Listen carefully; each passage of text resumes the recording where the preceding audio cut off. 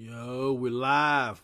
Hey, young world. What's up, peoples? It's your boy MM2K back again. You know what I'm saying? Live video. Let me just do a couple things. So, y'all ain't hearing echoing in the audio and all that other crazy stuff, man. It's burning up, man.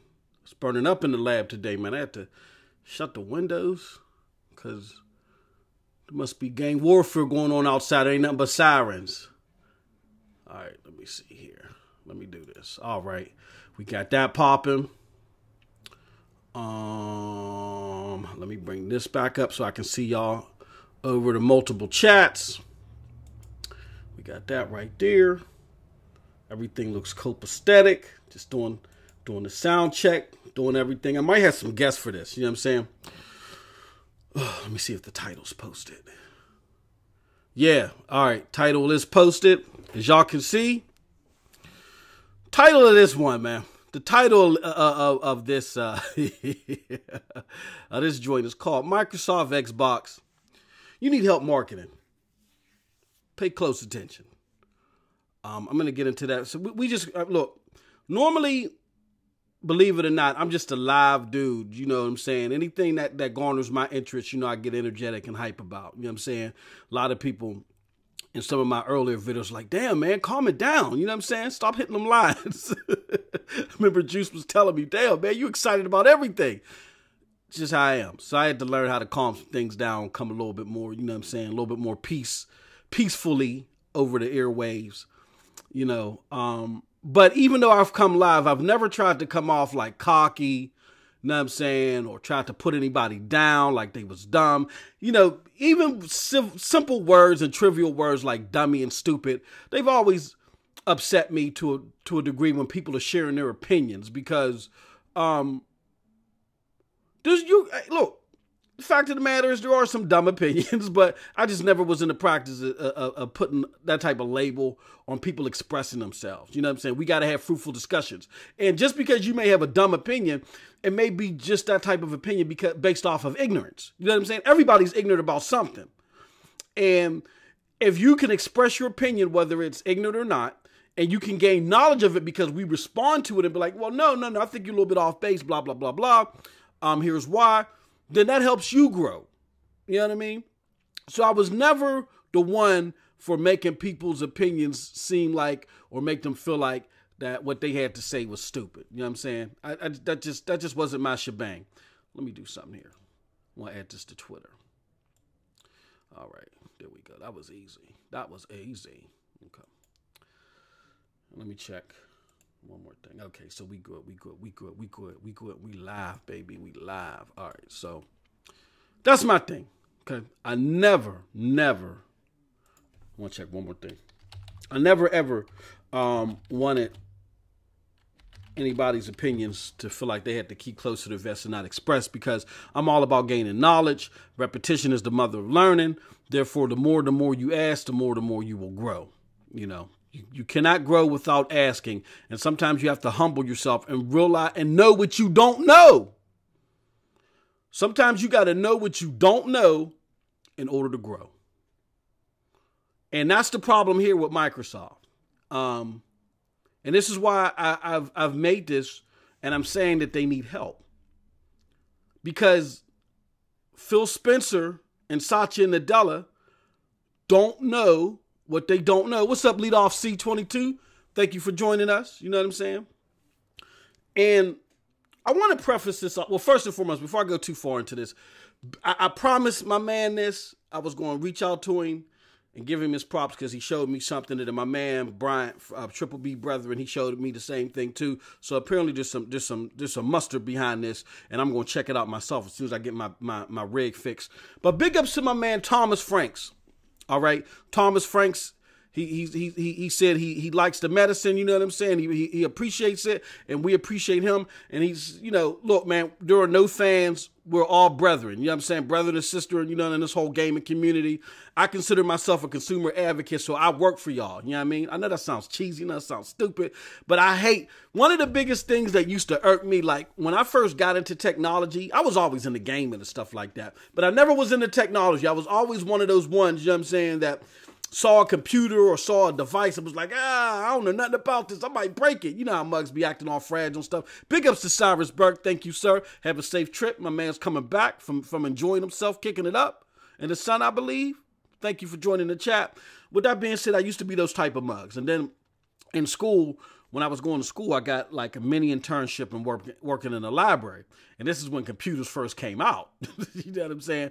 And I was interested in it. I got over my antsiness over it, and I learned a lot, and get to the point to where now I build computers.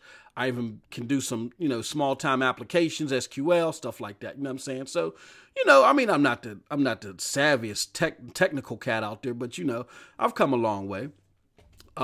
Big ups to my man. Top Dog. What's up? Microsoft knows what they're doing, making money, and that's the only thing that matters. Top Dog. You know what? On the real for real, bro. Yeah. But let me just say this. Okay. I'm going to finish up my point about technology, and then I'm going to address that. Yeah, you're there, but I want to put it under the proper context. You know what I'm saying? So I've come some way personally about teaching myself how to do that. And self-teaching is very great. You know what I'm saying? It's a great tool, and especially with tools like YouTube and stuff out there, you could do that. And along the way, I had to learn what I didn't know.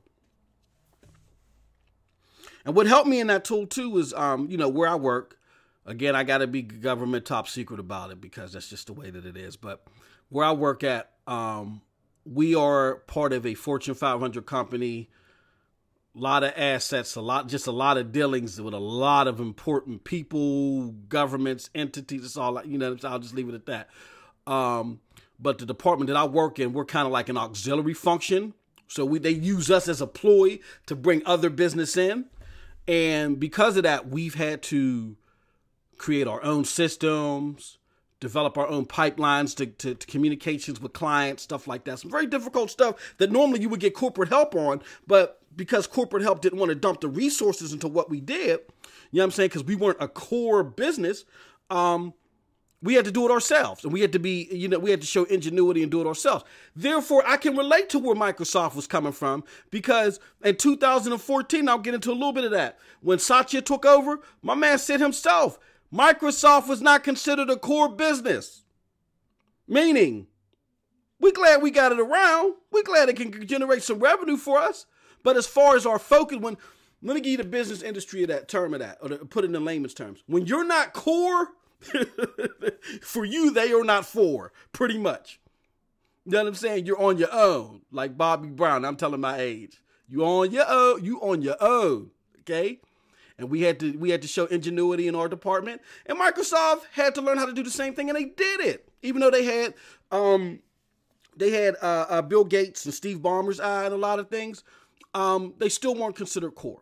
But I want to go over some new information that I got that I've never shared. I had it for a little bit, but I never shared with anybody because I wanted people to shake the legs of this information a little bit because, again, it's information, but it's not 100% solid, but it just gives you insight because some information that was given to me from a corporate level.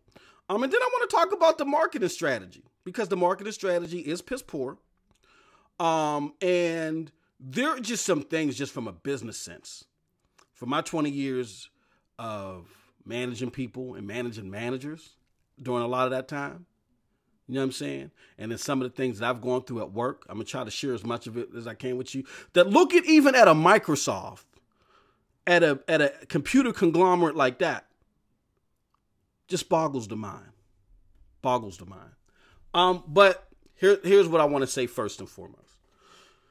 I know Microsoft has been getting a lot of heat. They've been getting a lot of heat from people like myself. Next Gen has been leading the charge. And just fans in general. I mean, we've just been the mouthpieces for those sectors of the Xbox community that have looked up the lineup and said, yo, this is not what I came to Xbox for. I see a transformation coming and I don't like it. And I keep being told, just trust Phil. But when I'm dropping money, when I pay $500 for the most powerful console ever, I'm looking for things that come to fruition. And I don't even know what y'all strategy is business-wise. So just to trust you, I mean, look, no other consumer are we told to dump money into a product. or service, and we just say, trust us. Everybody has to produce on the market. This is the first time I've ever heard of this. Just trust us. What's up, Urban Gamer? I've never heard of that. I've never heard of that statement. Give me your money for my product and service, and trust me, it will come to fruition. That's like you going to a car dealership. Now look, man. At some point in time, MM2K, or some point in time, Urban Gamer, or Cyrus Burke, or Top Dog, you will get 30 miles per gallon on this when we add this new part to it. But when is it coming? I don't know. Trust us. Come on. You're walking off the lot. Straight up. Am I right or am I wrong? So why are we within the community being dogged for saying we don't trust when we told trust us? We've already put money into this thing. When is it going to come to fruition? But here's what I want to say first and foremost, because I know there are a lot of PlayStation gamers and maybe Nintendo Wii people or Nintendo people that are relishing in this and they're loving this. I want to first and foremost let you know I'm not mad at you for liking PlayStation. I'm not mad at you for liking Sony, for liking Nintendo. I don't like what they're doing across the street. To me, it's more like interactive movies. I know you've heard Baron say it, but I'm on the record for saying it before Baron came live saying it. I'm just letting y'all know. What's up to my man Thomas Franks in the chat? That's me personally, but I'm not mad at y'all. That's what y'all like, fine. I've been gaming since 84, so that type of steez, that type of pathway is not what I'm used to when it comes to gaming. I'm more gameplay oriented, gameplay focused. We didn't have people writing scores, you know what I'm saying, for our things. We just dealt with the shebang, which was the coding of the games and the challenges that you had. So I'm not saying this and saying in reflection that Sony's knocking out of the park. This is primarily Xbox for people that jumped on the Xbox bandwagon because they liked it, what was unique about the box and what they presented. Let's not look at it through a lens of what Sony's doing. Let's compare Microsoft from now to Microsoft of before, straight up. Okay? Let's do that. All right. So, and this is something that I touched before. I had a series called The Gamer Business Proposal, where I talked about the gamers' point of why they're upset, why the community is divided. And then I also told you Microsoft's point of view, why they had to do what they had to do. And in the last part of that series, I talked about how the two sides can come together. You know, Microsoft got to understand where the gamers are coming from. They can't just go straight up, it's all about the money. But at the same time, we got to understand that this is a Fortune 500 company. They got to show that they're gaining revenue and they're increasing their revenue gains and their rate of returns. It is what it is. And they got to show to their investors that they're a worthy investment. They got to do that. So because they got to do that, we can't, either side can't get everything that they want. Okay, so we got to come together and we got to figure this thing out together. So I did that in that series, and I thought it was a real good series. I would check it out on my channel. You know what I'm saying? The Gamer Business Proposal 1, 2, and 3. All right. Now, just to give you a little bit of history, and just pull some things from that. Microsoft had a horrible stock placing. That's why they're doing what they're doing. When Satya Nadella came aboard, the new regime brought the stock up 245%. Even though Microsoft was making $21 billion, and they're still making around $21 billion a year, the stock price determines everything. As I always tell you people, it don't matter what you do. If on Monday you bring in $100 billion, but on Tuesday your stock price drops down to 2 cents, by Wednesday you're shutting your doors. Period. It's just the way of the market. So they have to be cognizant of that stock price. All right. Now, Satya Nadella back in 2014 made some ripples when he said that the Xbox division was not part of the core. Now, why did he say that? Because there was a lot of money being put into the Fable game. There was a lot of money being put into Scalebound and whatever, you know what I'm saying, games that was being canceled. And to him, he was trying to get lean and mean. Remember, stock price was horrible. It was like around $35 a share, which was horrible for a company like Microsoft in the tech field. They had all the stuff, the bad residue from Zoom and a whole bunch of other stuff, and they had to make a turnaround. That's why my boy, Sweaty Steve Palmer, I love the dude. He used to lactate from his armpits, but he had to go. And it wasn't that Donnie D says a couple things on the airwaves about Microsoft, about if you in the Navy, you get all this other stuff. It wasn't that.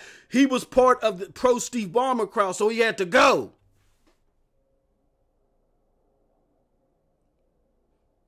Now, to prove that, and to make sure that y'all understand how Fortune 500 companies work in this scenario, because I went through the exact same thing. And there's tens of thousands, not millions of people that go through the exact same thing as well. As new business leaders come on, they have to purge certain business that they do not feel are effective. Okay. So Satya Nadella comes on, and per the information that I have received, per people, sources closest to Terry Myerson, all right. Now, I get it. I can't validate this 100%. But what I can tell you is I know somebody within my corporation who has stated, I'm just making a claim, that somehow they're close to Terry Myerson. That was Phil's boss, you know what I'm saying, before Phil got the promotion. That when Satya came aboard, see, Terry Myerson was a Steve Ballmer dude. Terry Myerson made waves in the tech. He was considered the next CEO. He was considered that dude. Like Terry Myerson was revered. He was also considered an asshole. And that's no surprise to a lot of people. But what people are trying to do is make it seem like that because Terry Myerson was considered an asshole, that everybody hated him. Like, you know what I'm saying? He just went around just whipping people across the neck and face all day. No, he just kept it real with you. He just, there was no filter to whenever things were bad. And when things were good, he was like, yeah, cool, that's what's up. But when things were bad, he let you know how it was, and he pointed out what was bad. It got to the point to where how he got a boost, where he was at before Steve Ballmer left, is he went and was talking to Steve Ballmer about the dude he was reporting to. Was like, yo, this cat's vision is whack. I'm going to give it to you straight up, Steve. You can take it or squeeze it. And Steve was like, yo, I appreciate that. We'll move dude over somewhere else. Here you come, we'll put you in the spot. So Terry Myerson was that dude as far as Microsoft products and services. When Satya Nadella came aboard, Terry Myerson understood what was going on. It was the purging of the old guard. They had to come up with new ideas and everything had to be efficient. So they had to cut back on stuff. So it wasn't like Phil was coming in there, hey man, Terry, I got this great idea, dude. What about it? And Terry was like, no, get the hell out of here. And was just throwing books and staplers at him. No. Terry got everybody together and was like, yo, if you want to survive under this new regime, understand we got to cut back on some stuff. You figure out what to cut back on. You figure out what to cut back on. You figure out what to cut back on, because this is the only way we're going to survive here. Party dismissed. And everybody figured out what to cut back on. And Phil figured out that there was a money dump in Scalebound. Phil figured out there was money dumps into, what's it called? That was his way of helping his boss's thing come to fruition. And here's another insider thing that I got too. Supposedly, keep it real with you, supposedly. Phil Spencer is a very smart guy and he acclimates well. However, at the end of the day, Phil Spencer is a yes man. He does not buck authority. Hence why he was able to, think about it. And that's why when this guy was telling me this stuff, and we weren't even talking about gaming, we just happened to be talking about Microsoft, and he started talking about Terry Myerson, and he didn't know that I even know who this cat was. And I was like, yeah, and you know what I'm saying? The conversation just progressed from there. Now, with that being said, that's why Phil was able to produce the games for Donnie D to sign off, because he knew what Donnie D liked. He's a yes man. That's why he was able to cut Scalebound and Fable or whatever else got on the chopping block with no problem and made some banker babble about it because he knew that's what Terry Myerson wanted because he's a yes man. And hence why, even though the community is thirsting and begging for more mature games, if a large chunk, if not all. And when I say mature, I don't mean no goddamn mocap. That's some simple shit. We talking about some realistic, photorealism graphically, and realism, even if it's sci-fi oriented, and a storytelling like a Mass Effect or a BioShock, a more mature theme all the way around. That's why he was able to produce that stuff under Donnie D, but that's why we're not seeing that stuff right now. Just as easy if it was for him to plug that stuff out, you know what I'm saying, under the old people, it's as easy for him to ignore it now because his boss, Satya Nadella, isn't focused on that stuff. Let me read y'all a quote. This is from Forbes, 2014.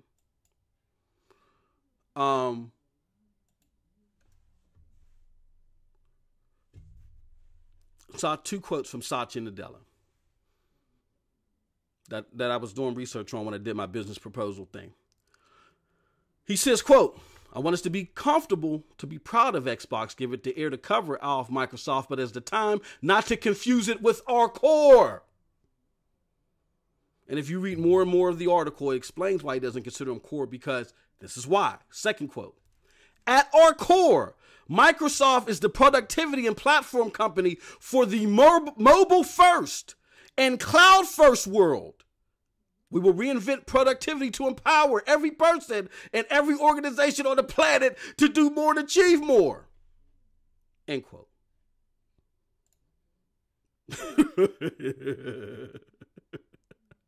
Did I not tell you? Have you not been taking, what's up, Tip Diamond? Have you not been taking your doses? I've been talking to Phil Spencer. I went out, my very first video under Triple B was Phil Spencer got a promotion and I am not celebrating. That was back in October 2017. Now you cats are jumping out of the window now. Cloud. Y'all better take these damn doses. I told you I'm not coming humble tonight. Y'all got to understand the perspective of the Fortune 500 world and how it is affecting you and your favorite hobby, gaming. At our core, Microsoft is the productivity and platform company for the mobile first, cloud, and first world. Meaning they don't give a damn about giving you no hardcore games. They're trying to give you E-rated everything to connect with everybody. Hence my very first video, Phil Spencer got a promotion and I'm not celebrating. Now I get it. Under the demise of Satya Nadella, Xbox as a unit was in danger. He didn't see the importance of it. And there were talks that it was about to be purged and sold. Now, with that being said, did we want it purged and sold? Definitely not. We want Xbox to be kept because we are true bleed green enthusiasts. But my question is, the Xbox that arose from the ashes, is it the Xbox that you were bleeding green about? And right now, the answer is no. And as some of you say, hit the airwaves and say things like, I'm bleed green and I believe in Phil Spencer. I believe in Phil Spencer because I am a bleed green true Xbox fan. Understand that you're a true Xbox fan because you understand what being a true Xbox fan means because you understand the genres and stuff that the Xbox brand was about. But Phil Spencer ain't about those same genres. So when you make a statement like that, it's an oxymoron. It doesn't compute. It doesn't make sense. Phil Spencer is not a fan of the same Xbox that you are in, that you're celebrating. He's a fan of the new age Xbox under Satya Nadella that is strictly service-based and is for everybody. Hence why we got a game like Sea of Thieves that had the pushing behind it. These mugs are surprised that it's not getting worldwide reviews. They don't know what they don't know. And like I said, per the information I got, which I think is very valid, I'll stick to it. Again, I can't validate 100%, but from the source I got it from, I know they're well connected. You know what I'm saying? It's one of those people, higher up in the world. And, sometimes they come to us, the people on the quote unquote lower levels, and they find themselves a friend. And that's basically what it is. It's a cool guy. And he thought he was sharing some knowledge with me because he was surprised to know that I knew of the ins and outs about some of Microsoft's business. And then we had a real in-depth conversation, and they revealed that they had some type of connection somehow to Terry Myerson. And so I tapped him for some things about how Terry Myerson is about, and hence this information came forth.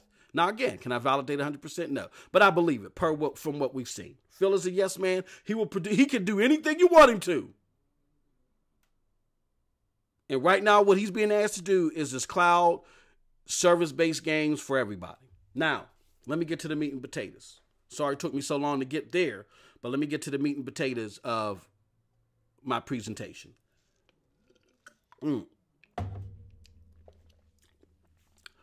How does Microsoft get from this rut and get back to where they need to be? This is how.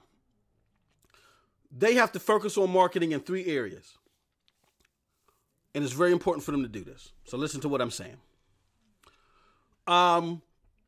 First and foremost, and I call it the better marketing strategy, BMS. BMS, not to be confused with PMS. You PMSing right now, Mighty Most. No. BMS, better marketing strategy. Thank you, Urban Gamer. Yeah, that's what I want. Yeah, it is true to me. It is true to me too. I will, if I was a betting man, I'd put money on that information that I got. First and foremost, the hardcore are your mouthpiece. You have to have the hardcore on board, or there's no purpose, because they are the ones that solidify you when the news is bad, get the free advertisement out, that sit there and give you information that you may not understand that's going on at certain stores. Like if a GameStop ain't got this display out, I mean, they go to work for you. You know what I'm saying? Like they getting paid. That's what the hardcore does. You got free mini employees. So you got to keep them engaged. And the Xbox originated as a hardcore system, and you got a lot of hardcore people following the system. So here's the drill. The first thing they need to do for the better marketing strategy is they need to split the advertising division.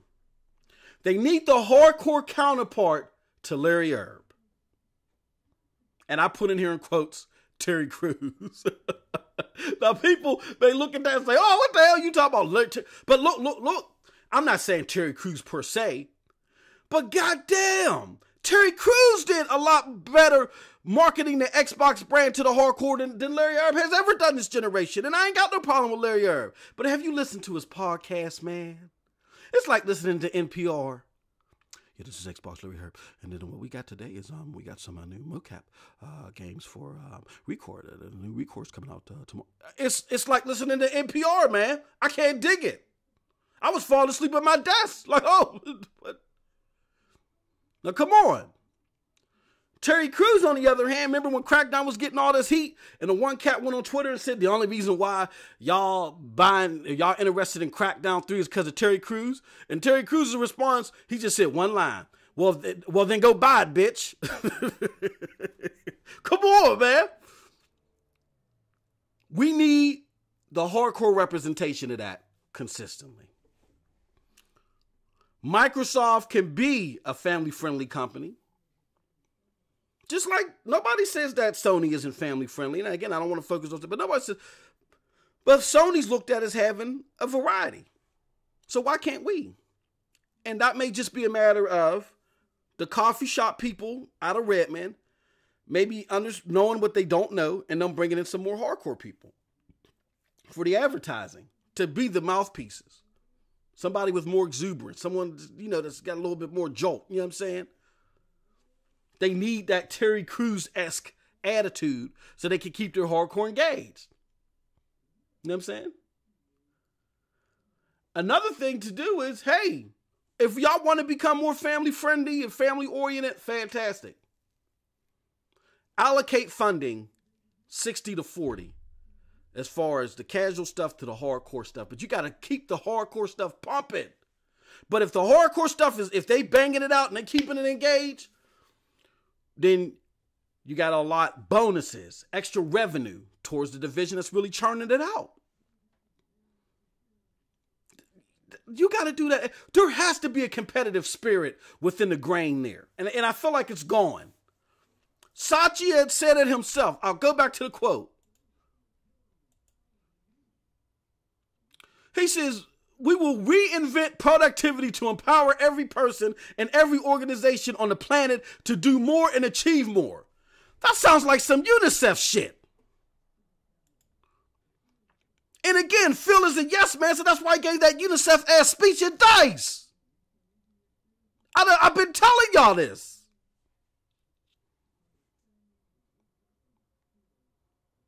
If Donnie D was still there, he would be talking a little bit more hardcore to Swagger. I've been telling y'all since the beginning that because it's Satya and Nadella's the new regime, that the fish rots at the head and it's all trickling down. Come on now. The competitive spirit is gone. This is the we are the world. This is the we are the world Microsoft now. Now, who do I think personally can bring this type of division, a hardcore division, up? Yo, now this is going to sound crazy, but follow your boy. I think the current CEO of ZeniMax / Bethesda, my man's name is Robert A. Altman. Now, where did I come from with him, even though I love Bethesda? This dude is he's a tough mammy jabby, you know what I'm saying? He knows how to find true talent, like Todd Howard. The dude done got multiple accolades for the games that he has directed. And just talent, period. All of the groundbreaking stuff that are there at Bethesda, Robert A. Altman is behind. Okay.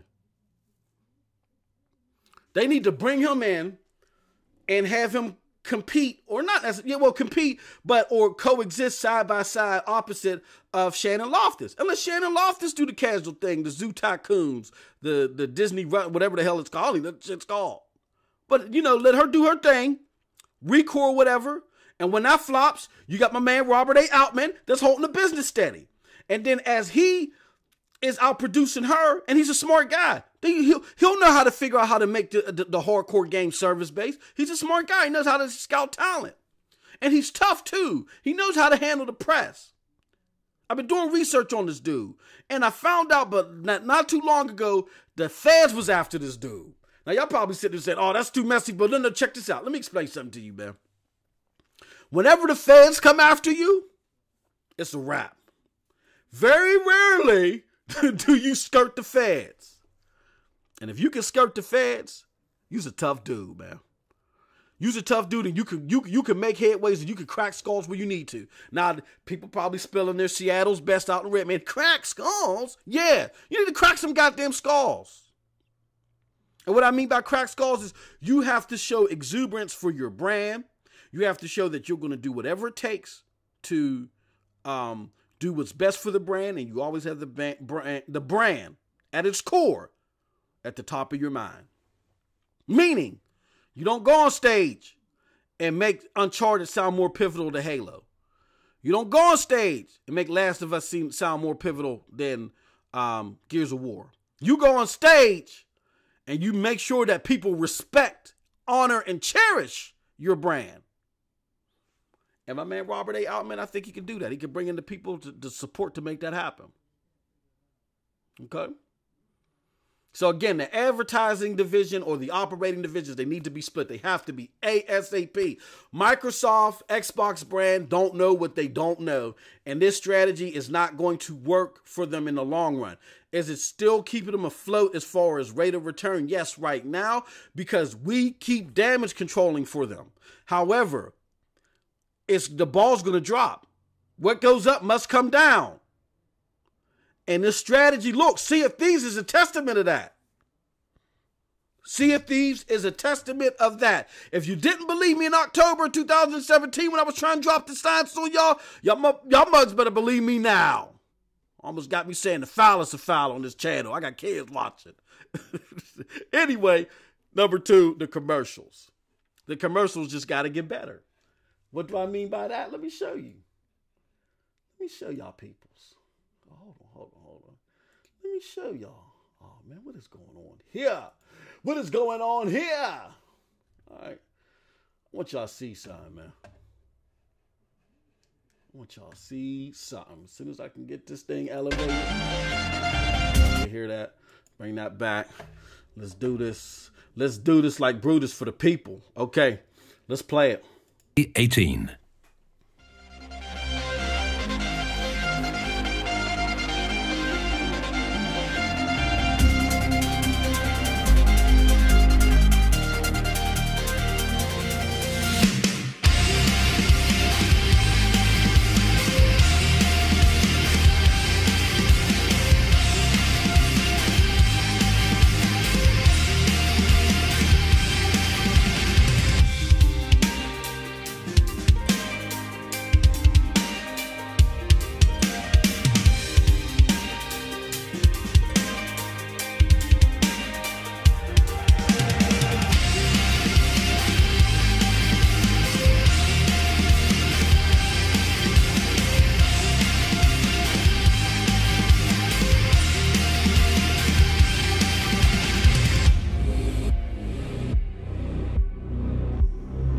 You really gonna go through with this?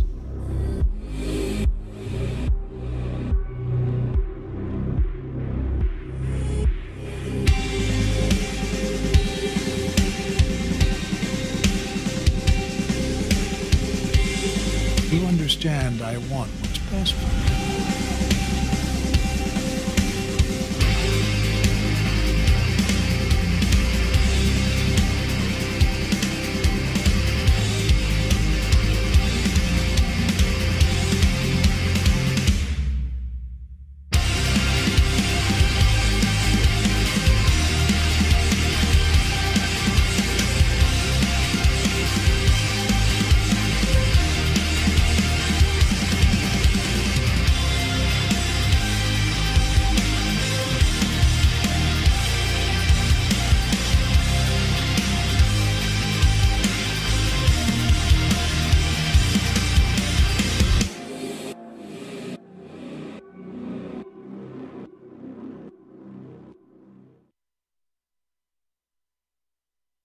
PS4 for the players. Okay. Wow. That's all I can say. And I don't say wow as a gamer because I'm going to keep it real with y'all. I don't like none of that shit. I don't like what Sony's doing across the street. But as a businessman, as someone that's close to marketing and understands how it works, and understands the impact that will have, wow. That's all I can say. I have the most powerful console in the world. I think someone just joined me. I have the most powerful console in the world. And I don't get it shown off like that. What's up, Super? What's going on, bro? What's up, man? Just want to stop by and chat it up with you for a little bit. I got a little bit of time before I got to do some things. Oh, I appreciate it, man. This is my man Super G on here, man, of the Smash Podcast. You know what I'm saying? Tell me a little bit what you're doing, man. Tell them what you're doing, man. Man, I just been working a lot, bro. But I feel you on your discussion, man. I seen your topics. I was like, I got to put something in for this, dude, because it's wicked in these streets right now. Now, I feel you. Now, correct me if I'm wrong. You may not have the same sentiment, Super, that some of us have. Like, I don't want to say you're okay, but you're a little bit more optimistic than I am as far as the future of the Xbox brand. Correct? Or am I off a little bit? Nah, man, you're not. I mean, optimistic is a different word I would use. I'm just one of those people that like, because I'm at a brink where I was just like, I have games, but I expect more from my primary console. Gotcha. Like Xbox, I play everything. I have the Switch. I have you know, the PS3, I have my PC, I have everything, but I prefer to play on the Xbox. So coming back from the 360 to the Xbox One, like this current state, I'm not happy with it. Absolutely. I'm not. I'm just not that vocal, and I'm not like beating at the walls or beating at the doors of Microsoft like, hey, I need more. Yeah. You know, I'm just not one of those dudes that go off attacking, because I do take the wait and see approach. Uh-huh. And now that because I understood what Phil said. Phil said he wanted to fix, you know, the architect, he wanted to fix the console first. So he did that. So now I expect, I'm not one of those people that's like, wait till E3, wait till E3. But for myself, I expect to see something this E3, bro. Okay. If I don't, then you may see Super G on Twitter lighting it up, bro. Then you may see me do it, you know, because like I said, I understood what he said. So, but like marketing wise, like they're dropping, like they can just hold the L, bro, when it comes to marketing. That's just what it is. Marketing's horrible. They just, I don't know, man. I'm used to like seeing epic commercials. Like they can't touch Sony, bro. When Sony did that God of War thing on the Golden State Warriors floor, bro, that was the most wicked advertisement I've ever seen in my life, bro. I was just like, whoa, like what is this? Like that was something different, bro. That's how you have to do it, especially when you're back in your games. Like they're pushing CFDs. I done seen CFDs all over my YouTube, everything, and it's just like that game's cool, man, but it's lacking in so many different areas. Gotcha. You know, and that's and they're pushing that, like they're behind it. But it's like, that's not the title you should be pushing that hard. Absolutely. It's not. Absolutely. That's because it doesn't speak to everyone. Yes. Push something that like speaks to everyone. That game, that like my daughters see that game, they're like, oh, what is that? I want to play it. But if I had a buddy that come over and they see it, they're not gonna want to play it right off the back. I gotta sit there and probably like explain something to them, explain like a story that happened to me while I was playing the game to sell them on that game. Kids will see it and want to grab it real quick. But kids are on Fortnite right now. They're not even trying to see CFTs either, bro. So exactly. So let me can I don't know, G, I don't know if you caught me reading this quote from Phil. It's from 2014, but it pretty much explains to me in my mind why we're at where we're at. So I just want to read them to you and see what your thoughts are. So back in 2014, when Satya Nadella first took over and the new regime started, and there was questions about what he thought the Xbox business was. He said the Xbox business is not part of their core. And here goes one of his quotes. First, he said, I want us to be comfortable to be proud of Xbox, to give the air cover of Microsoft, but at the same time, not to confuse it with our core. And then he followed that up in the same article. At our core, Microsoft is the productivity and platform company for the mobile first and cloud first world. We will reinvent productivity to empower every person and every organization on the planet to do more and achieve more. So if you look at the games, to me, if you look at the games that are out now, that's indicative of that mobile cloud world. Yeah, absolutely. Yeah, that sound like some UNICEF shit, and I don't mind that, but it seems like that they're not extending, they're purging. They're getting rid of the hardcore likes, and then they're purging it for this this we are the world mentality. What are your thoughts on that? I think you're right on everything. I think almost everyone that is being critical of Microsoft is correct in a certain way, because like everybody that's playing the Xbox One, that bought an Xbox One, they had a 360, so they know the pedigree of the games that Microsoft can put out, and they're not seeing that this generation. So whenever Satya or whoever said what they were saying, bro, they were so out of touch with what the Xbox was bringing to Microsoft. That's how I felt on it. They were just like, just a company, it brings us a couple of bucks, until Phil got in there and was like, hey, this is like bringing, I mean, we see the numbers. We see what Microsoft or Xbox do for Microsoft. So now that they see what it is done for them, they want to, add it in like, oh yeah, that's part of our plan too now, because they kind of have to. Because if they don't, it's going to continue to get buried. It's already getting buried.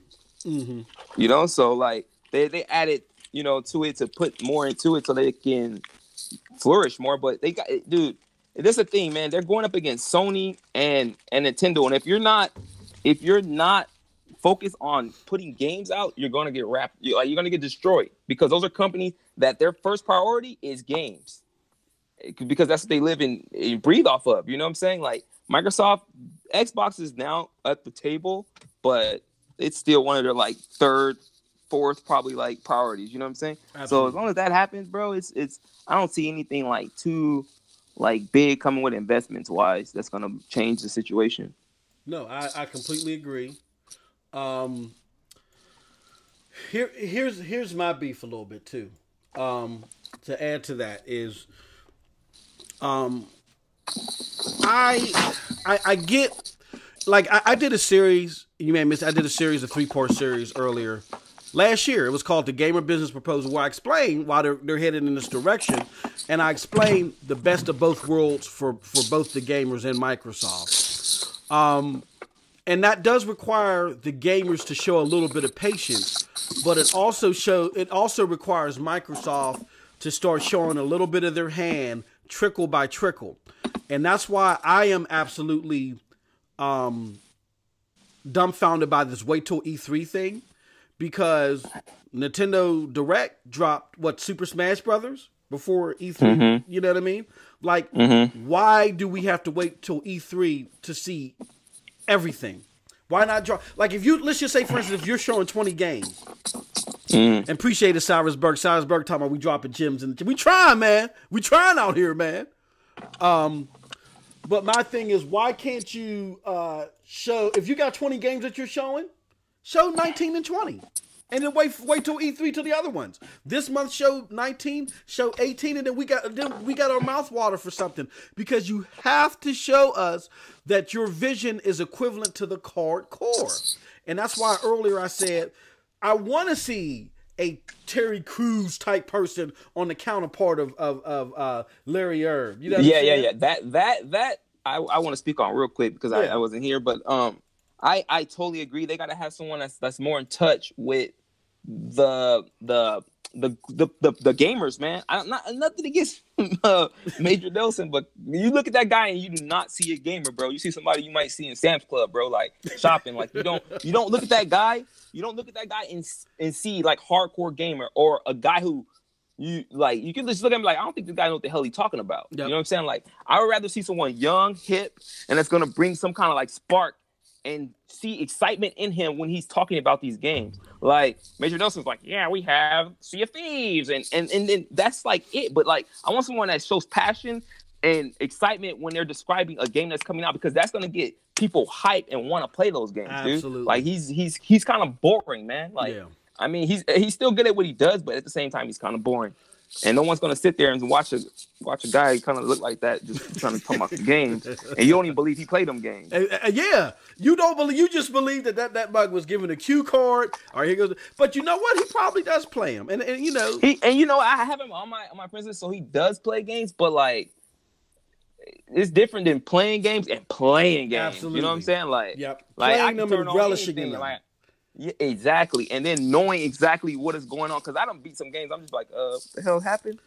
I don't beat the game, but I don't know what happened. Yeah, exactly. But like when you dive into it and you can explain the game's ins and outs, man, that's when I mean, like, you got to be able to do that.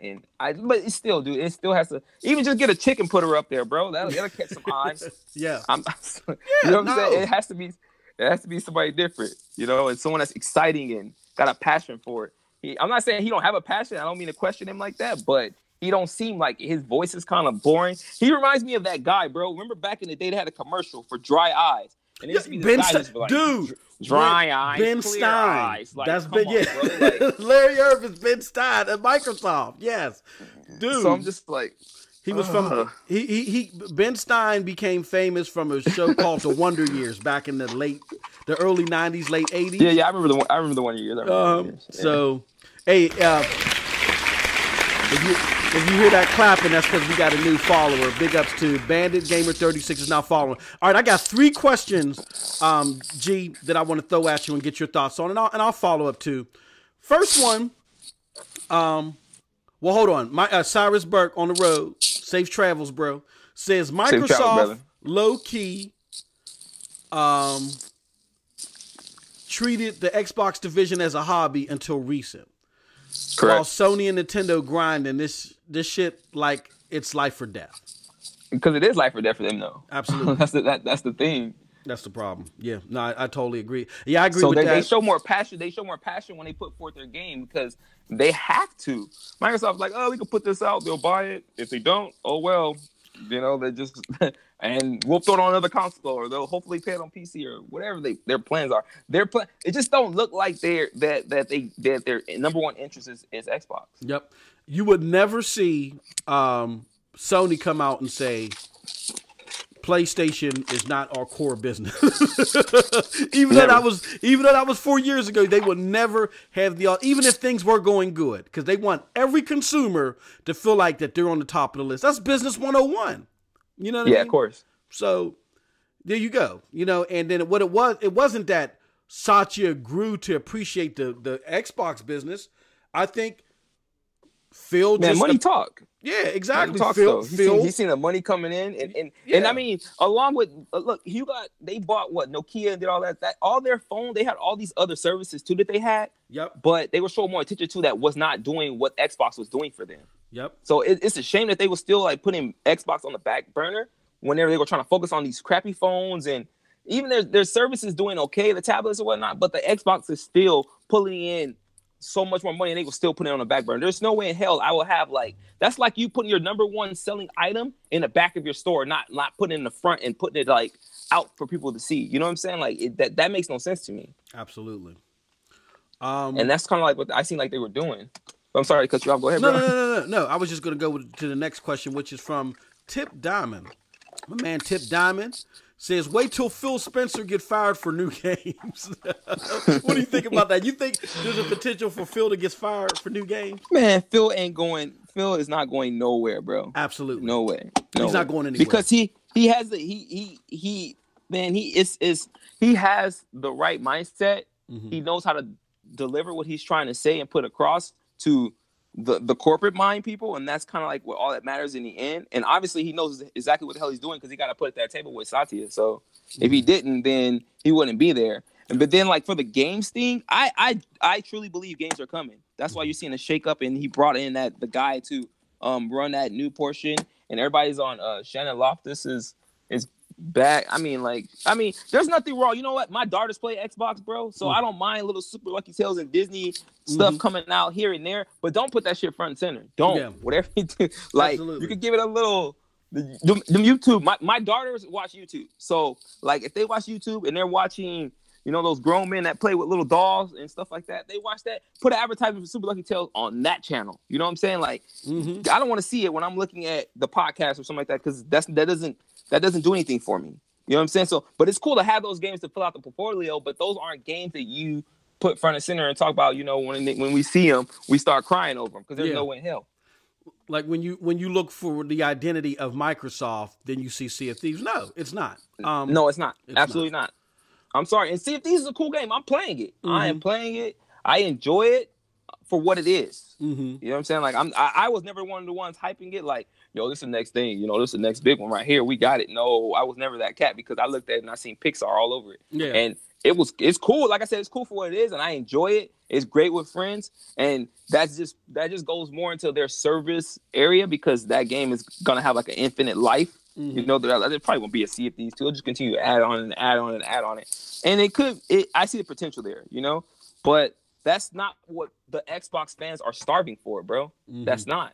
Absolutely. So they need to feed us first, and then they can bring out these little other games. Yep. No, you're absolutely right. All right, and let me see. After Tip, there was Anime X1444. Thank you for joining the chat. Appreciate it. Anime. They ask, what are your guys' opinions on games coming out in 2018? You first, G. I'm stoked for State of Decay, dude. I cannot wait for that game. That's probably the Xbox title, the confirmed Xbox release game, because I don't know what else they have coming for 18. But the confirmed ones, like how it was Sea of Thieves, State of Decay, Crackdown, and of course the next Forza. State of Decay has me, bro. That's the number one thing. But as for just overall games, man, I'm more excited for the Sony lineup than I am for the the Xbox lineup. Yep. And then some of the multiplayer that's coming. Like I can't wait for Metro. But I mean, that's what we have to kind of like wait and see for the E3. And I hate saying that my damn self because people say it enough, so I don't need to add to it.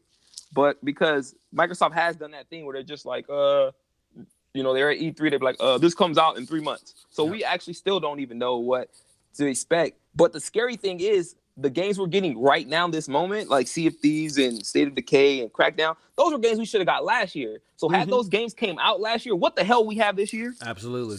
Can somebody tell me? Absolutely. So they tried to that's something we also got to think about. Like, was 2017 only bad because 2018 was gonna be bad? So they said, scrap it, we'll do this. One of these years is gonna be bad regardless. You know what I'm saying? Looking at it, one of these years are gonna be bad regardless. Absolutely. I totally agree. Because we have nothing for 2018 that we know of that everything that should have came out this year so far should have been announced at last year's E3. Yep. You know what I'm saying? Like, we don't know what's coming this year besides what was supposed to come out last year, which is all wrong. I totally agree. Philosopher Doom asks, before I hit back to the list. Well, what do you think? What do you think about the games, though? Oh, what I think? Oh, yeah. What I think about it? Here's the thing. Again, I'm not a big fan of what Sony has across the street. I know people was in an uproar when I did my video last week about. Hold on. I'm not a great fan of it either, but I expect more and want to play more of those games than I do the Xbox. Yeah, then what's? Oh yeah, and because just off God of War. And Spider-Man alone, I don't care about that child abuse simulator. I don't care about that. I'm cool on that. I just don't care for it. Like, it doesn't. It's crazy. I beat games like Heavy Rain, and the Beyond Two Souls, and I beat those games. I beat Heavy Rain 3 times, dude, and it was good. But like, I'm just at a point in my life where those games don't do anything for me, bro. I just look at them and I'm just like, nah, I don't care, because my time is precious now. I work a lot. I got my kids, man. So like. You gotta slap me in the face with some hardcore like that God of War, bro. When I seen that, I was just like, I might take some days off work for this. You know what I'm saying? I got you. I mean, because here's my thing is that here's how I look at it. As someone that's been with Xbox since the very beginning, I came on Xbox because of the types of games that they marketed, the more hardcore type games, or the games that you were more frequent at the PC, and they were able to get them ported to the console seamlessly and I don't want to say effortlessly, but get them over to the console where console people can enjoy them. You know what I'm saying? And I say this 1,000 times, like Ken Levine, the head director of BioShock, said himself. Oh yeah, that if it wasn't for Microsoft, you wouldn't see BioShock. I mean, the original BioShock was an exclusive, so exactly. I don't doubt that. They took more risks back then, dude. Even though they had like less backing, they took more risk. Absolutely. That's what I like. So to see gaming get pushed so much forward with BioShocks and Mass Effects, I look at Quantum Breaks and I look at Rise and I say they are good games, but they are not genre defining. Like, I don't see Microsoft. Like, there was that canceled game that Randolph Thor and a lot of other places talked about, where Donnie D was looking for what's the groups? Oh, I forgot. Obsidian. Obsidian was going to build this huge game, and they were plugging money into it, and it fell apart at the end. And my question was, Obsidian is decent, but why go to Obsidian for something that big? Like, why wouldn't you work with BioWare again? You know what I mean? Like, something happened where the game fell apart, and I don't see. Well, I mean, BioWare is still locked up by EA. EA will probably want it multi-plat, bro. So that's it. I mean, but they could have struck. So it's still they still gotta like. They still got to. I mean, they could have struck in a deal, but can you imagine how much that deal would have cost, bro? Like, dealing with, because you would have to pay EA and then pay for the backing for this game. You know what I'm saying? Like, but that could have been, and then let it flop. Oh my goodness! But you see, BioWare ain't putting the best games out right now. Well, they did have their B division working on, but look at how much it's costing them now. And but even the last Dragon Age to me wasn't that great though. I love Dragon Age 1. Dragon Age 2, they brought that faster paced combat, which I wasn't too crazy about because it to me it left some of the RPG elements behind. Yep. But Dragon Age, the Inquisition, I did not care for that game at all, bro. I was just like, the aiming system's kind of stupid. I didn't really like the characters. It was kind of a mess. Yeah, they don't seem to be aiming big, and I think that's what's hurting them. And I'm looking for a triple. They're letting the names of these games like kind of like sell itself. Yep. They don't, because we see it, we're like, oh, Dragon Age, oh man, we're thinking Dragon Age 1, or maybe Dragon Age 2 because of the pedigree of the game, so we get excited for it just off that, but then just like Mass Effect Andromeda, no one knew that game was going to be trash like that, and and honestly, it's not a bad game. It has, to me, probably one of the best combat systems in all the Mass Effects, but for some reason, which I can't explain, it could not keep me on it, bro. I only played the beginning of it, dude. Absolutely. Probably the characters weren't interesting enough. And it's crazy for me. I didn't even see while playing it. I didn't see any of those wonky faces. I didn't see any of that stuff, bro. When I played, yeah, exactly. I mean, of course, I seen the memes. And the gifts and stuff like that. But I'd never seen any of that stuff. I did see some of the rubber banding. But I mean, that is a massive ass game, so it's bound to have some kind of little issues. But but overall, it wasn't really a good game, man. I think that, to me, and I find it ironic, I think Mass Effect Andromeda, even though it wasn't at the Mass Effect caliber, and that's why it was a one-off game, thank God, it wasn't like part of the actual Mass Effect lineage. But with that being, weren't they supposed to start like a new trilogy, starting with that one? No. No? Oh, okay. Yeah, Andromeda, because it was, not to spoil it for anybody, but Andromeda was like a different ship of people that happened in a different subsect. And it was connected to the world, but then it wasn't part of the main world, which is fantastic. Great. Oh, cool. But with that being said, it got a lot of flack when it shouldn't have. Meanwhile, Horizon Zero Dawn, as impressive as that Decima engine was, some of the eyeball rolling and the I gotta be PG here, some of the moistness in the mouth that looks weird in the character rendering and stuff like that look just as bad as Mass Effect Andromeda. Period. That is true. That is true. So, that game didn't keep me locked in too long either, man. Yep. I don't know if I'm burnt out of just like these massive ass open world games, because this generation has been the open world generation. Yep. Every game wants to do the open world, bro. Yep. Like, absolutely. I prefer something that's more along the lines of Rise of Tomb Raider, which is like semi-open world. Yeah. But it's not like, oh my gosh, run over here to run back over here and do that, and it's just like, I don't know, man. I can't. It's too many games coming out for you to keep trying to drop these kind of games. Because when you keep some type of bounds or some rails in place, like a Mass Effect or BioShock, and not just have open world and you create your own fun, then then the effort I think is longer lasting. You know what I mean? Like, some of my most memorable games are a lot of the single player games. You know what I'm saying? Yeah. Oh yeah, no doubt. Open world, build your own fun. That's what, like my man Jay Wag said. We live in an era and time where ain't nobody trying to build no fun no more, though. Exactly. Because time is limited, and we live in what I like to call a microwave era. Everybody wants everything instant. Everybody wants it fast. Absolutely. When I gotta sit here and if I only got 2 hours to game and your game takes me 45 minutes to even get into it, I'm not gonna play that game. Absolutely. I'm not. Yep. I'm not, bro. And that's the thing. It has to be eye-catching and something that's the pace is like great. And as for like create my own story, no, you need to have a story in place so I can play and go. I'm sorry. Yep, no, I agree. All right, last part before we roll out of here. Part of the better marketing strategy I had was bring value back to console. Now, why is that important? If you want to focus on cloud and mobility, like Satya said in 2014, fine. Make cloud service appealing to third parties. Meaning, what we have to worry about on the console side, if you're not a PC gamer, is third party support. Reason why Call of Duties and all those other games are giving more support to the PlayStation 4, because there's more users. If we can keep our user base very close to theirs, if not more, then we don't lose that support. And when Microsoft focuses on, the PC, the gaming anywhere, PC gamers don't have to worry about third-party support because they can go to Steam. You know what I'm saying? Or GOG or whatever.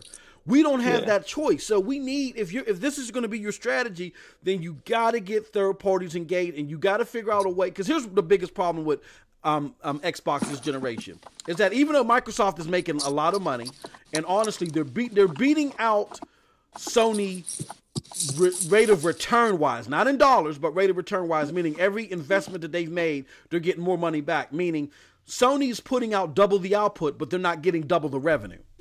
Like, for instance, the biggest gap that they've had this whole generation was last quarter, where Sony made $6.6 billion, but Microsoft made $3.9 billion. You know what I'm saying? That's not a 1-to-1 match on the hardware you sold. So again, they're doing double the output, but they're not getting double the revenue. And that's good for Microsoft, but it's not good for third parties because third parties aren't doing well on the system. So you got to figure out a way. You can't just say we're making money. You got to figure out a lucrative way for third parties to make money too. I would also say continue to use the Surface team to build powerful yet reasonably priced consoles. Here's my fear, G, and I want to get your thought on that. My fear is that if they go cloud-based, you know what I'm saying, and in that cloud presentation that they made, they said that the cloud-based service is going to extend their user base from a potential 2.10 million, from a potential 210 million to a 2.1 billion. Right? Yeah, to 2 billion. If that's most of those people aren't going to be on consoles. So where does that leave us? Of course not. Where does that leave us? You know what I mean? You gotta, and when something like that happens, you gotta start appealing to the ones that you have in that particular area. So if it leaves a console in the back, we're gonna be treated as the back kids, you know, like you know what I'm saying? Like it's gonna be a mess, man. Absolutely. And last but not least, we got to figure out something where there is not an additional paywall on the console, but it's free to go on the PC. We got to figure that out. Like even if they merge Game Pass and Xbox Live together, you can't have that perk on the PC. And it's just a slap in the face to the console gamer to me. I don't know how it is, especially when they playing the same game we playing, but they ain't getting charged for it. That absolutely, sucks. Absolutely. That sucks. That's not consumer friendly at all. Yep. It's not, man. But I wanted to say something real quick because I mean everybody keeps talking about, you know, like a big thing happened whenever the X dropped. Microsoft gonna come back. You know what I'm saying? I'm gonna tell you like this. I love Microsoft. I love my Xbox. Microsoft, bro. I don't care what they do. They will never. I'm gonna catch some flack for this. I'm gonna catch some hate for this, but I have to say it. They will never win another generation, bro. Never.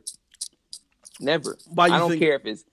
Why I think that because dude, Sony has not only does Sony have the mind share, it's like, man, it's like when you go into a store and you go look at the TVs and everybody tell you get a Samsung TV. Why?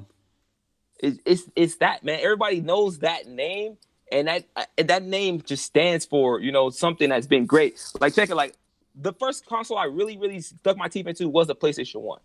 And then the PS2. And the PS2 hands down to me was the greatest console ever created. I had so much fun, so many classic games. Most of the big games we have now started there. Yep. You know, God of War, the Final Fantasies really took off then. You know, just all the good games were there. But when I ask people why do they still buy the PlayStation, you know, the Xbox has this. I talk to people, and their answer, man, is just that, you know, PlayStation's been that console I played since I was little. And then you got these people like us that grow up and we tell our kids and we tell our kids like, man, when I was younger, I played this and I played that. And then your kids kind of pick up on that and they play what you play. So if you constantly got the people, the 75 million that's bought the PlayStation, they're breeding into their kids that, you know, the PlayStation is the better console. Because my stepson, he goes to school and he gets harassed. He plays on the Xbox. He gets harassed by these guys that play PlayStation. PlayStation better, bro. PlayStation better, bro. And he listens to podcasts. So when the X was getting dropped and all the specs and stuff like that, he was catching up on that, and he would go back to them and tell them like, no, look, it's gonna have 6 point this. He's telling them all this, and they still run around talking about PlayStation's better, bro. Yeah. And he's asking them why is it better. They can't even answer that. Yeah. And a lot of people can't answer that. Mm-hmm. They just know that name. Mm-hmm. And to me, that's just it's always gonna be that way, bro. Sony's always gonna win. Yeah, I think even like 360, the 360 generation, bro. We say the 360 won, but in reality, Sony caught up and was spanking that ass too in the end. Well, they did. They sold more consoles, but we sold way more software though still. So that's what matters. But I get that too. But the fact of the matter is, we was like Xbox was smoking them at one point, and they still caught up console wise. Yeah, I mean, caught up. I think so. If they caught up and just kept going, bro. Like that's the thing. Xbox they're not gonna catch up. I think that it's easier for Sony because of the mind share that they have. It's easier for them to close gaps. Like you can never count Sony out.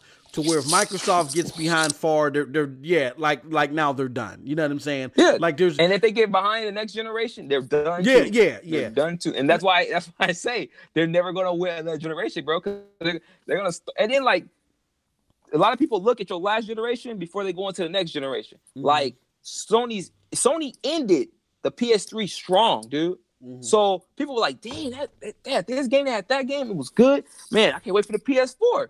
So they already anticipating the PS4 because how strong the PS3 was towards the end. You know what I'm saying? Like the Xbox towards the end didn't really have the 360 didn't really have nothing towards the end of it. Yeah, it was kind of drying out, and that's why we were all like, okay, we need this next generation to come. So if they didn't finish the generation strong, people noticed that it didn't finish it strong. So a lot of people have seen what Sony was already doing because I played my PS3 more towards the end of the generation than I played my Xbox. Okay. You know what I'm saying? So I think people that were doing the same thing caught on to like, man, the PlayStation already doing this like strong. So they expected them to keep going strong. When you already dry, it's kind of like when you look at your football teams or your basketball teams, like, man, they were trash last year. What improvements did they make? Mm-hmm. Oh, they probably gonna be bad going into the next season. You know what I'm saying? Like, I'm just saying that's how a lot of people look at things. And if the Xbox don't finish this generation strong going into the next one, it's gonna be the same story. Yeah. This generation got to be wrapped up real strong, dude. Yeah, they got to. Yeah, no, I agree. They got to finish strong, and then they got to have their finger to the pulse. I think the reason why the system fell short was because they were all in on this Kinect thing, which to me, I always said when I saw the focus on the Kinect, I said it was a failure. Like you didn't even finish out the generation, and you're already acting like you own this shit, and that was horrible. Like you got to finish strong. The Kinect thing, and then not offering 2 SKUs to me was a big thing because a lot of people didn't want to have Kinect forced on them, and then you had a console that was stronger but cheaper. Yeah, that made no sense to me. Yeah, and that it made no sense to me. And then on top of that, they didn't have their finger on the pulse about power and graphics. You know what I'm saying? Mm-mm. Like they were like when you read your Game Informers and looked on the blogs and all this other shit, everybody was talking about compute units and the Unreal Engine 4 and look at the textures on Uncharted, and Microsoft had none of that shit coming out. They were just hitting you with this Kinect stuff and nobody gave a damn. Yep. And Dance Central. You want to dance? Go exactly. ahead. Exactly. And when Sony and then they too caught up in trying to be like some like not so much like be like someone else, but like copy fads, man. Like Nintendo had that lock with the Wii, Just Dance, all that stuff. Yeah, like, and they thought that thing was gonna keep going, and that's why they pushed so much. Like I remember them doing like I think it was like the Ubisoft conference that year, dude, when they announced the Xbox One, all that. They had like Usher and all them people like singing and stuff, or Jason Derulo, who the hell them R&B artists was. They was all up there dancing and all that stuff, and I was just like, they would put such a big emphasis on that. And then Xbox was like, we're gonna have these games, and they just pushed that Kinect way too hard, bro. Absolutely, way too hard. Absolutely. And no telling how much money they wasted on that. Oh man, yeah, definitely. All right, people. But for me, I just think they need to just up the tone in the games. The tone. It ain't got to be something that copies straight from Sony or anything like that, because I like that Microsoft tried to do their own thing, which is good because you need to be like your own entity, man. Because if y'all gonna be putting out the same games, they don't reason for me to own both of you guys. Yeah. That's what I'm saying. I love the diversity, but I want just more adult games, dude. More adult games. I like blood and shooting. Oh yeah. Stuff like that. Absolutely. I mean, I don't want to kill no one to see a poof. I don't. I hate to say this in the closeout on this, but I got to take the moniker from Sony. Adult games made for adult gamers. Yeah, but that's why I say I don't mind that, and that's also why I say I don't mind the kid games. But you can't be outputting more kid games than adult games when your audience, your audience is of this certain age. Why are you doing that? Absolutely. That's like me. That's like me having you over for dinner, but I'm gonna give you applesauce and juicy juice. Yeah. I know I got some adults coming over. Yeah. So, and depending on who's coming over, I may have some drinks out for them. I'm not gonna have Capri Suns out for no adults. Yeah. That's not gonna happen. Exactly. I'm not gonna have So you gotta have a yak out. Yeah. You gotta have something out for these adults, man. What did you say? know what I'm saying? Like, and every time an adult asks, "Oh, it's coming, man! It's coming. Wait till 8:00 or wait till E3. It's coming." Hey, you invite me over your house and I ask you where's dinner and you keep saying it's coming. I'm about to go in your kitchen and looking at myself. Exactly. Let me see what's coming. You know, let me see what's coming. Yeah, you know, G went outside, man. He went outside. He went to the state store, man. He went outside. That don't mean nothing. He could have went outside, got some more juicy juice, and then he got scared and didn't come back in. Yeah, exactly. You know, like because he ain't got nothing to show you. Yeah, y'all gonna be happy instead of getting some juicy juice. Now you got, I got the Kool-Aid man. Now y'all really happy? Oh no, we ain't happy, man. Nah, dude. So they got to touch more of their the audience, dude. And you know it's weird too because they see their sales of their own games. Yeah. So if they see that their more mature games are selling more, why don't you do more of those? Absolutely. Because I'm just throwing a crazy number out. Say Lucky Tail sold 2.5 thousand. Forget it. But your gears sold millions. Why would you continue to try to put out the ones that only selling thousands? Because they're trying to purge, man. They're trying to purge, and they're trying to go to a new market. That makes no sense. They're trying to go to that 2 You point. They're put already those games out, prepping that's for fine, that. but you have to focus on the hardcore. Absolutely. Bro. But they don't see it like that. And they need to hire more studios and stuff like that. And because everybody wants the games to be like Sony games on Xbox, you gotta understand that's Sony. Sony's actually like a movie production company. That's why their games have movie production like qualities in them. And that's why they look the way they look. Them games look like straight damn movies. Like my mom hasn't really played a game, bro, since the Nintendo. My mom got me into gaming. My mom had me playing Burger Time back in the day, bro. and my mom would walk in my room and I'm playing something on PlayStation, either Last of Us or Uncharted, and she'd be like, "Damn, that's a game!" Like whenever you can get somebody like that to say, "Damn, that's a game!" Like that's when you're onto something. And that's what Microsoft don't know how to do. I don't know if they don't have the engineers that can do it or what, but if they can get somebody that can make some cinema style games that look that way, they will be all right. Well, no, they said that they don't want to focus on photorealism or Craig Duncan. Hey, you ain't gotta focus on it, but you still gotta give us a part of it. They don't want to because they're based on I'm gonna go back for you, G. Well then they're gonna keep losing, bro. Look. I'm gonna go back for you. I want us to be comfortable, to be proud of Xbox, to give it air to cover for Microsoft, but at the same time not confuse it with our core. Then at our core, Microsoft is a productivity and platform company for mobile first and cloud first. All right, and then lastly, that's why CFDs is like that because that shit can run on mobile. Absolutely. And Craig Duncan, the head of Rare, he said himself when Mooch and Crap did their special winning, he said that we focused on the cartoony graphics because those last over time because they're focused on. Yeah, I understand that, but when you're making these single player story driven games, no, they need to look as best they can because I'm not coming back to them anyway. And after you beat it, like I'm gonna beat God of War maybe once, and if I feel like it was good enough to go through a run twice, but I'm not gonna be playing that same God of War game.